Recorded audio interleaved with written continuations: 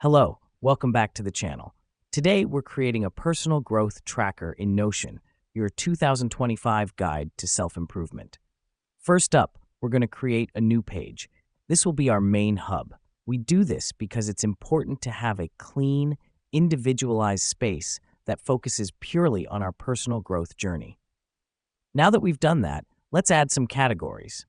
Think about the areas in your life you want to develop. Maybe it's fitness, mental health, or professional skills. We do this to create a clear overview of our growth points and to easily track our progress in each field. Next up, let's add a table for each category. This will help us track our progress over time. Each table should include columns for date, action, and progress notes.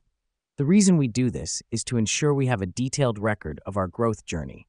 This helps us because it allows us to see our progress and motivates us to continue growing.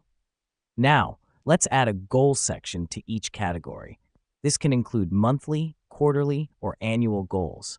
This step is important because it helps us stay focused and committed to our personal growth journey. It also gives us a clear target to strive for.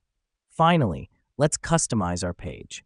Notion offers a range of tools to personalize your page, from color coding to adding images or icons. This helps us because a visually pleasing and personalized page can make the process of tracking our growth more enjoyable. And there you have it. Your personal growth tracker is ready to keep you on track for a successful 2025. Thanks for joining us today. Remember, personal growth is a journey, not a race.